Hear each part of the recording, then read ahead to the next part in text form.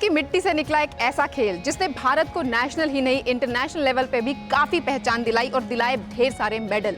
जी हाँ दोस्तों, आपने सही पहचाना, हम बात कर रहे हैं कुश्ती की। मैं पूनम सिंह आपका स्वागत करती हूँ हमारे स्पेशल प्रोग्राम मिशन रियो में। कुश्ती खेल ही कुछ ऐसा है, ये मिट्टी से निकला खेल है, ये मिट्टी से जुड़ा खेल है और हमारे दिलों में एक अच्छी जगह बनाए रखता है ये खेल।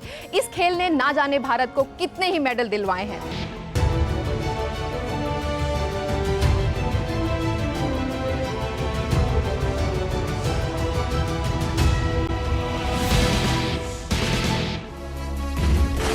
भारतीय पहलवानों ने ओलंपिक की कुश्ती स्पर्धा में शानदार प्रदर्शन करके अपनी एक विशिष्ट पहचान बनाई है। 1952 के हेलसिंकी ओलंपिक खेलों में खाशाबा जाधव ने ब्रॉन्ज मेडल जीतकर इस सफर की शुरुआत की। किसी भारतीय का किसी भी खेल में ये पहला ओलंपिक पदक था। इसके 56 साल के बाद सुशील ने 2008 के बीजिंग ओलंपिक्स में भारत को ब्रॉन्ज मेडल दिलाकर बरसों की इस चुप्पी को तोड़ा और इसके 4 साल बाद सुशील ने लंदन ओलंपिक में सिल्वर मेडल जीतकर इतिहास रच दिया। इस कामयाबी के साथ उन्हें ओलंपिक में 2 मेडल जीतने वाले इकलौते भारतीय होने का गौरव हासिल हुआ।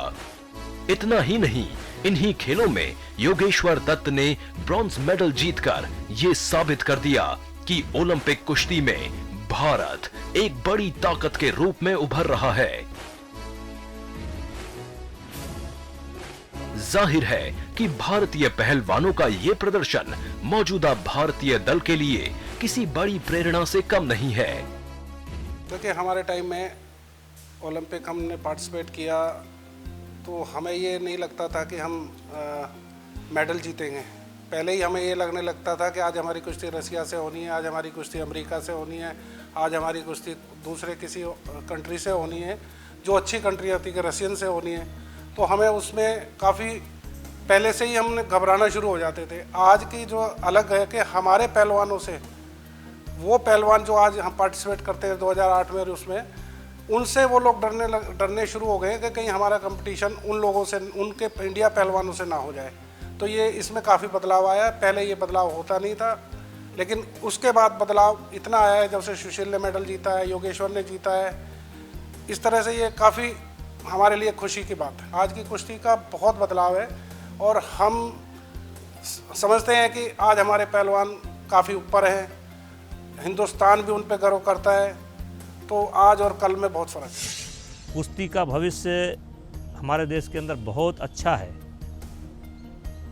और अच्छे होने के कुछ कारण भी हैं। एक तो इधर सरकार का ध्यान खेल की तरफ गया है, प्रधानमंत्री जी का भी ध्यान है, कुछ राज्य सरकारें भी बढ़ चढ़ कर के रुचि ले रही हैं और कुछ डिपार्टमेंट ऐसे हैं जिन्होंने नौकरी के लिहाज से अपने दरवाजे भी खोले हैं।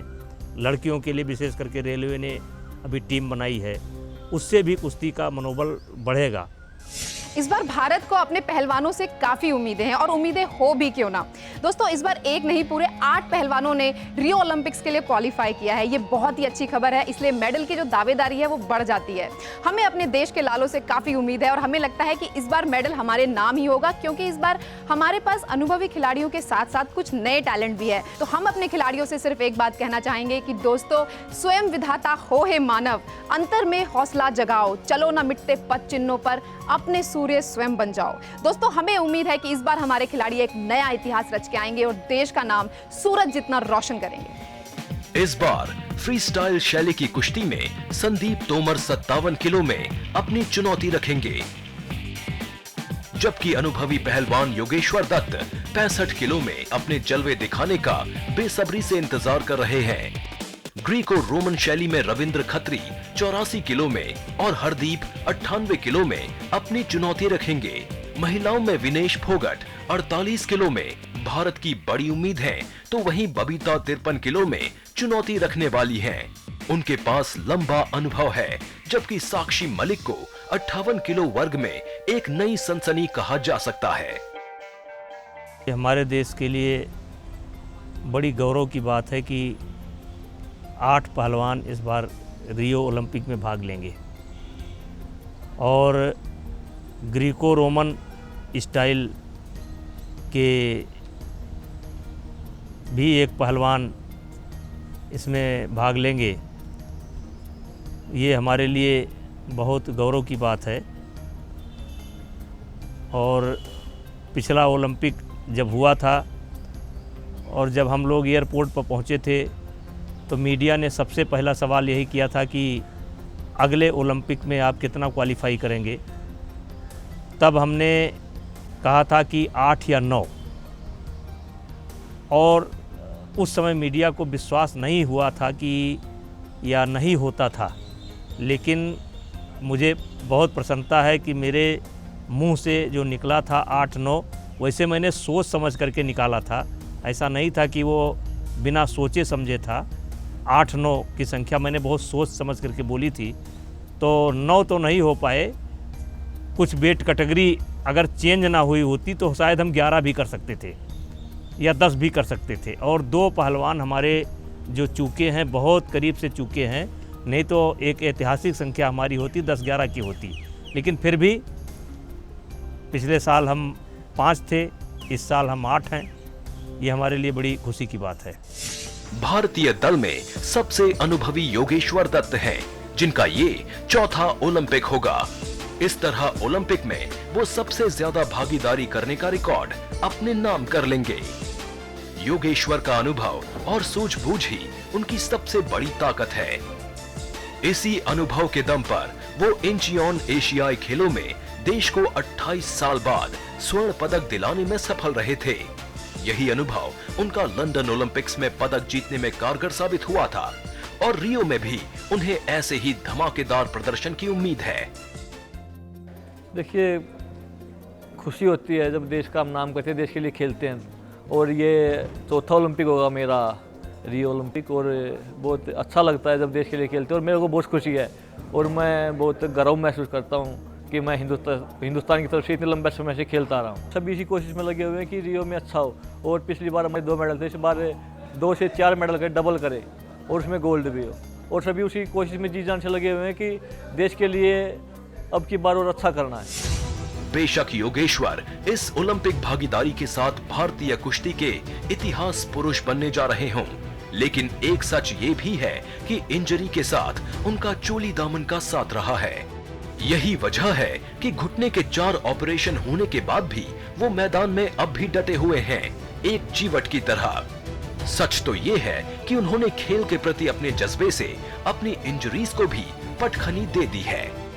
देखिए, काफ़ी मुश्किल होता है इंजरी में और इनसे वापसी करना। मेरे 5 ऑपरेशन में, दोनों एक नी के 2 ऑपरेशन हुए, एक के 3 ऑपरेशन में 5 ऑपरेशन, बहुत मुश्किल होता है वापसी करना। ये है कि अब मेरे नी इंजरी बिल्कुल ठीक है और मैं काफ़ी अच्छा कर रहा हूँ, फिटनेस अच्छी है। ये है कि देशवासियों को मैं रियो ओलंपिक खुशी का मौका दूँ और आत्मविश्वास, इंजरी से मैं वापस निकलता हूँ, मेरा आत्मविश्वास बड़ा हुआ होता है। और इस बार भी मेरा आत्मविश्वास अच्छा है और मैं चाहता हूँ कि देश के लिए मैं गोल्ड जीतूँ। ये हैं 57 किलो के पहलवान संदीप तोमर, एक ऐसे पहलवान जिन्होंने इस साल बैंकॉक में एशियाई चैंपियनशिप का गोल्ड मेडल जीतकर अपने तमाम आलोचकों को शांत कर दिया था।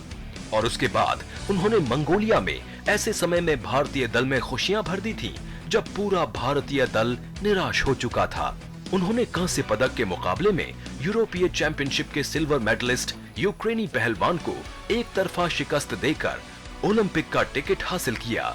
मैं बहुत अच्छी प्रैक्टिस कर रहा हूँ यहाँ पे। मेरा मनोबल इतना अप है कि मैं 100% मेडल लेके आऊँगा ओलंपिक से। मेरे जो कोच है कुलदीप सिंह और जुगविंदर कोच साहब हैं, मेरे सुजीत मान कोच साहब है, जो प्रैक्टिस कराए, जो शेड्यूल देते हैं उसी को मैं फॉलो करता हूँ और जो मेरे में जो कमियाँ हैं उसको सुधार रहा हूँ। और यहाँ पे जो कोचिंग मिले वो बेस्ट कोच है यहाँ के इंडिया के, और हमारा जो फॉरेन कोच है वो भी बहुत बेस्ट है। जो हमारे जुगविंदर कोच साहब है, सुजीत मान कोच साहब है, ये बहुत ध्यान दे रहे हैं मुझ पर। जो मेरे में जो कमियाँ थी, जो मैंने अभी इसमें वर्ल्ड क्वालिफाई में जो सेमीफाइनल बाउट में जो कमी की थी उस पर मैं बहुत काम कर रहा हूँ। ओलंपिक में वो कमी नहीं मिलेगी। अब बार फिर 4 साल बाद फिर जा रहा हूँ मैं, पूरा मेरे में कॉन्फिडेंस है, मैं लेके आऊँगा 100%। देश की उम्मीद पे खरा उतरूँगा और रियो से गोल्ड मेडल लेके आऊँगा। 74 किलो में नरसिंह यादव लंदन ओलंपिक में भी भारतीय दल के सदस्य थे। उन्होंने पिछले साल वर्ल्ड चैंपियनशिप में कांस्य पदक जीतकर भारत को ओलंपिक कोटा दिलाया वो 2015 की उस चैंपियनशिप में भारत का सर्वश्रेष्ठ प्रदर्शन था। उसी वर्ष एशियन चैंपियनशिप में भारतीय पुरुष दल में उन्होंने देश को इकलौता पदक दिलाया। इसी तरह इंचियोन एशियाई खेलों में भी उनके नाम एक पदक है। वो लगातार 74 किलो वजन में अच्छा प्रदर्शन कर रहे हैं। इससे भी बड़ी बात यह है कि वो रियो में भाग ले रहे 6 पहलवानों को अब तक शिकस्त दे चुके हैं। अपने कोच जगमाल सिंह की देखरेख में इस पहलवान ने ओलंपिक के लिए बड़े सपने देखे हैं। बिल्कुल काफ़ी अच्छी तैयारी चल रही है हमारी, क्योंकि अभी हमारी रेसलिंग फेडरेशन ऑफ इंडिया जो है काफ़ी फोकस्ड है सभी भी रेसलरों पे। तो अभी हमारा जॉर्जिया वगैरह में भी कैंप लगा था, वहाँ 1 महीने में ट्रेनिंग करके आए और अभी यहाँ ट्रेनिंग कर रहे हैं। यहाँ पे 5 कोचेस हैं हमारे साथ और एक फॉरेनर कोच भी हैं जो जॉर्जिया के हैं, और मेरे जो पर्सनल कोच है वो जगमाल सिंह, वो भी मेरे साथ है। तो काफ़ी अच्छा प्रैक्टिस का माहौल है और काफ़ी अच्छा मैं ट्रेनिंग कर रहा हूँ इसमें। बिल्कुल, जैसे कि पीछे मैं 2009 में एशियन चैम्पियनशिप में गोल्ड था मेरा, फिर 2010 में कॉमनवेल्थ गेम्स में मैं गोल्ड जीता, उसके बाद 2010 में मैं एशिया चैम्पियन बना, उसके बाद रियो ओलंपिक्स लंदन ओलंपिक्स में पार्टिसिपेट किया था 2012 में, और उसके बाद फिर एशियन गेम्स जो इंचॉन में हुआ था उसमें भी मैं ब्रॉन्ज मेडल जीता था 74 kg में, और उसके बाद अभी हाल में हुई हमारी वर्ल्ड चैम्पियनशिप जो कि रियो ओलंपिक्स के लिए क्वालिफाई थी, तो उसमें मैं ब्रॉन्ज मेडल जीत कर रियो ओलंपिक के लिए क्वालिफाई किया। तो काफ़ी अच्छी परफॉर्मेंस मैं दे रहा हूँ इस समय 74 kg। आपने देखा होगा वर्ल्ड चैम्पियनशिप में हाल में ओलंपिक और वर्ल्ड के मेडलिस्ट रेसलरों को हराया था। उसके बाद हमारी लीग हुई थी जो भारतीय कुश्ती संघ ने ऑर्गेनाइज की थी, उसमें भी मैं काफ़ी अच्छा परफॉर्म दिया। तो 100% मैं रियो ओलंपिक से मेडल लेके आऊँगा अपने देशवासियों के लिए। 74 किलो में इस बार नरसिंह पंचम यादव लंदन ओलंपिक की तरह ही चुनौती रखेंगे। इसे उनका दुर्भाग्य ही कहा जाएगा कि कभी ओलंपिक में अपनी भागीदारी को लेकर कोर्ट केस तो कभी डोपिंग मामले में साजिश का शिकार होने से उनकी तैयारी बुरी तरह प्रभावित हुई। संतोष की बात तो यह है कि इन दोनों मामलों में उन्हें अब निजात मिल गई है और हम उम्मीद करते हैं कि जब वो रियो से लौटेंगे तो उनके गले में कोई ना कोई पदक झूल रहा होगा।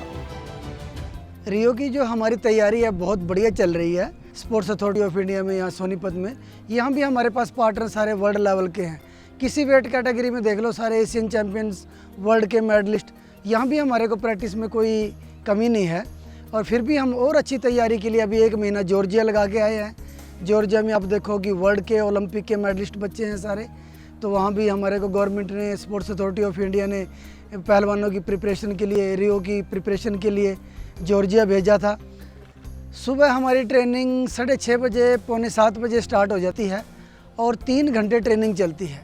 उसमें टेक्निक प्रैक्टिस रहती है, पहले वार्म अप रहता है, फिर टेक्निक प्रैक्टिस रहती है, फिर उसमें करेक्शन रहती है, फिर इंडिविजुअल बच्चों के, इंडिविजुअल पहलवानों के क्या की कमी है, लास्ट के 30 सेकंड में क्यों बाहर निकलते हैं, एक एक बच्चे की, एक एक पहलवान की जो जो कमियाँ उनको पूरा किया जाता है। कौन से मसल ग्रुप को कौन सी ट्रेनिंग चाहिए, एडवांस ट्रेनिंग दी जा रही है।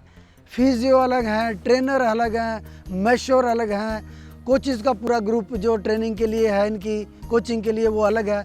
तो बहुत अच्छी ढंग की ट्रेनिंग चल रही है। ग्रीको रोमन शैली में हरदीप ने हैवी वेट में लगातार अच्छा प्रदर्शन किया है। एशियाई ओलंपिक क्वालिफाइंग कुश्ती में सिल्वर मेडल जीतकर उन्होंने वहां उम्मीद जगाई है जहां उनसे कोई उम्मीद नहीं कर रहा था। इससे पहले हरदीप कॉमनवेल्थ चैंपियनशिप में गोल्ड जीत चुके हैं। वहीं रविंद्र खत्री इस शैली की कुश्ती में भारत की अन्य उम्मीद है। इन्होंने भी ओलंपिक क्वालिफाइंग कुश्ती में ब्रॉन्ज मेडल हासिल किया। ये एक ऐसी शैली की कुश्ती है जिसमें कमर के नीचे दांव लगाना वर्जित होता है। इस शैली में भारत को ओलंपिक में कोई पदक हासिल नहीं हुआ है, लेकिन इन खिलाड़ियों ने अतीत को अपने वर्तमान पर हावी नहीं होने दिया है। बहुत खुशी की बात है, ये पहली बार इंडिया में 98 किलोग्राम में क्वालिफाई हुआ है। इससे बड़ी मेरे लिए तो इससे बड़ी खुशी की बात कोई है नहीं। देखो, हमारे ग्रीको रोमन के रेसलर इतने अच्छे नहीं थे पहले से। अब फ्री स्टाइल में तो रेसलर हमारे बहुत अच्छे हैं। सुशील पहलवान है, योगेश्वर पहलवान है और ओलंपिक में 2 बार मेडल ले आए हैं, तो इसलिए फ्री स्टाइल का ज़्यादा महत्व है। ग्रीको में तो 12 साल हो लिए थे, तो क्वालिफाई 3 ओलंपिक में क्वालिफाई नहीं हुआ है, इसलिए महत्व कम हो गया था। लेकिन इस बार 2 क्वालिफाई हुए हैं, तो इस बार तो बराबर का ही महत्व है।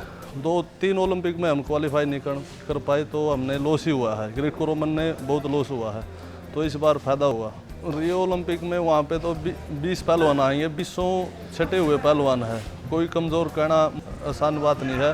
तो ज़्यादातर यूरोप कंट्री में ग्रीको का बहुत ज़्यादा प्रभाव है, तो यहाँ पे अपने ग्रीक फ्री स्टाइल का वहाँ पे ग्रीको रोमन को इतना बढ़ावा दिया जाता है। यूरोप कंट्री के हैं और रशिया के हैं, ईरान के हैं, बहुत अच्छे पहलवान हैं, तो उनके के साथ बाउट हुई है। मैं अभी जैसे 75 kg मतलब 80 kg में नवंबर में नेशनल हुआ था, उसमें 80 kg में ब्रोंज आया था मेरा। फिर उसके बाद जैसे मैं 75 की तैयारी कर रहा था, तो उस टाइम मैंने वेट डाउन करने की कोशिश की, तो लेकिन उस टाइम वेट डाउन नहीं हो पाया, मसल वगैरह क्रैम्प वगैरह आने लग गए थे। फिर मैंने कोच से बात की, तो वो बोले कि देखा जाएगा, जो भी तू प्रैक्टिस करता रहा। 85 में ट्रायल दे, 80 का तो वेट नहीं था, तो फिर और अच्छी ज़्यादा प्रैक्टिस करनी पड़ी, क्यों जो इंडिया के जो नेशनल चैम्पियन 85 kg उनको हराना। तो और मुझ में एक बात है, वेट भी बहुत कम है, जैसे 81 kg वेट है, और उनमें कम से कम 90 kg वेट था, तो ज़्यादा हार्ड ट्रेनिंग की, तो उसकी वजह से मैंने जो तकरीबन थे उनको एक तरफा ही हरा लिया।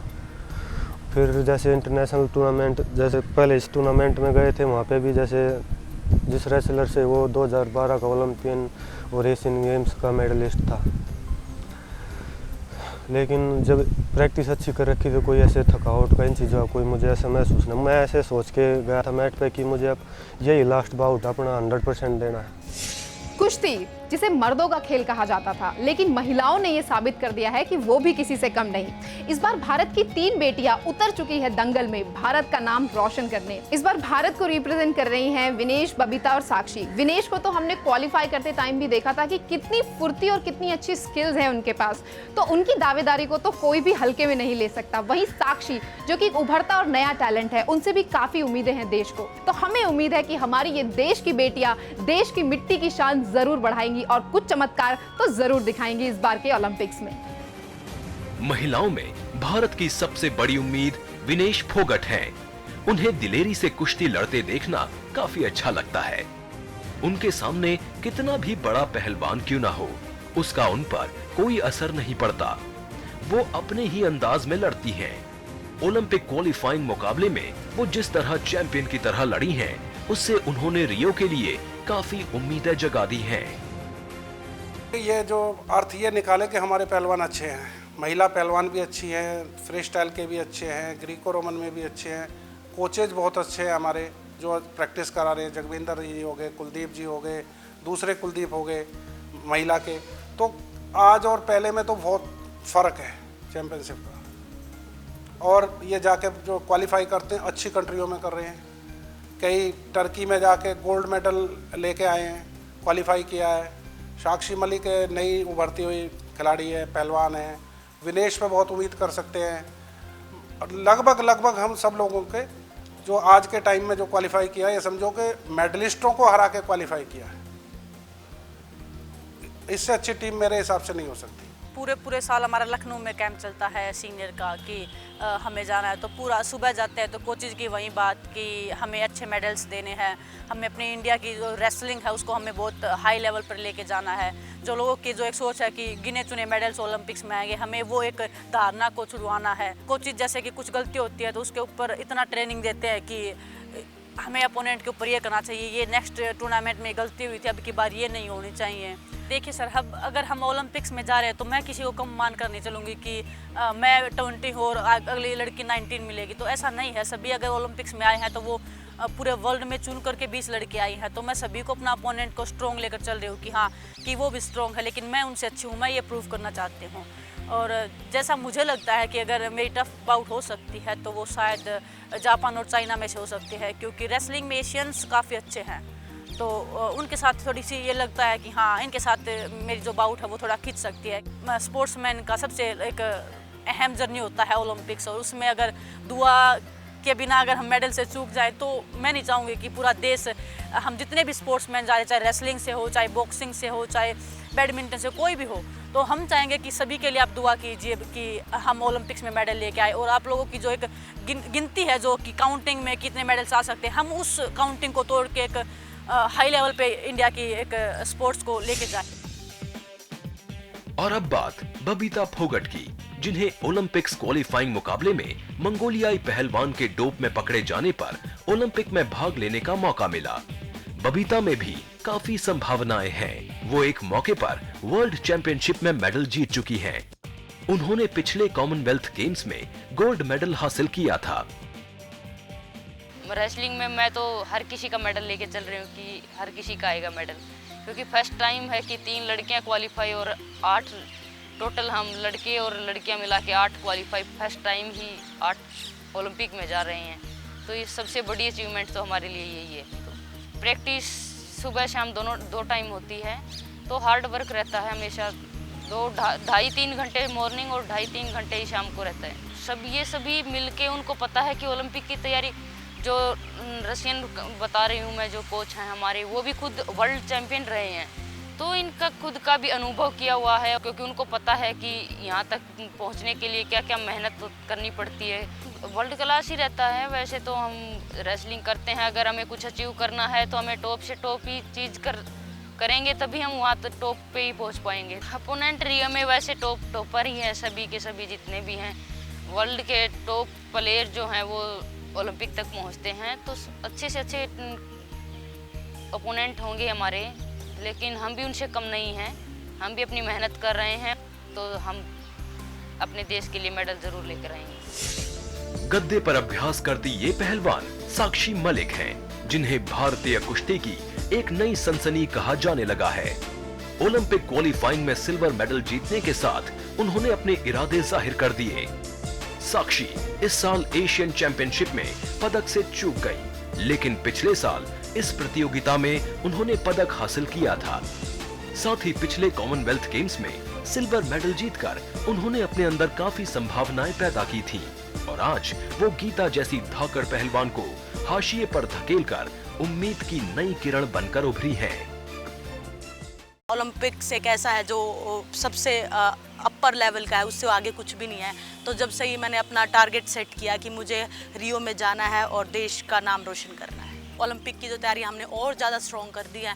डेली हम अपने अपोनेंट्स की बाउटें देखते हैं, उनकी कमियां देखते हैं और अपनी जो कमियां उन्हें इम्प्रूव करते हैं। कोचेज़ भी इस चीज़ पे काफ़ी ध्यान दे रहे हैं कि वो हमारी कमियां और सारी चीज़ों को मतलब ठीक करें। जैसे जैसे कंपटीशन आते हैं हम उसके लिए तैयारियां करते हैं, अपना वेट मेंटेन करते हैं। और अब जैसे पहले क्वालिफाई के लिए तैयारी की, क्वालिफाई करना है, मेरे को लास्ट चांस मिला था, तो बस मुझे ये था कि ये चांस मुझे नहीं मिस करना, क्योंकि इसके बाद 4 साल के ऊपर बात चली जाएगी और 4 साल तो बहुत लंबा है। क्योंकि ओलंपिक का जो मेरा सपना था वो बस हाथ से मुझे निकालना नहीं था, तो हम अपनी पूरी दिल जान से अपनी मतलब मेहनत पे लगे हुए हैं। देखो ये ट्रेनिंग है, ये कुछ 2 महीने या 2 साल से नहीं है, ये पूरी 12 साल से ये ट्रेनिंग हम करते आ रहे हैं। सुबह शाम 3 घंटे सुबह ट्रेनिंग, 3 घंटे शाम को। कई बार कंपटीशन बहुत ज़्यादा दूर है तो 3 टाइम ट्रेनिंग होती है, सुबह दोपहर शाम को। देखिए, जब से सुशील कुमार ने और योगेश्वर दत्त ने ओलंपिक के अंदर मेडल जीते हैं, एक बच्चों में, पहलवानों में एक उत्साह है, लड़कियों में, और स्ट्रेंथ भी अच्छी है। साक्षी मलिक की बहुत अच्छी स्पीड है, पावर बहुत है साक्षी में। तो कुल मिला के कम्बिनेशन प्रैक्टिस का और वर्ल्ड लेवल का जो हमारा ओलंपिक का जो कंपटीशन है, उस हिसाब से तीनों लड़कियां बिल्कुल फिट हैं। अब तो वक्त है देखने का कि रियो में क्या करेंगे।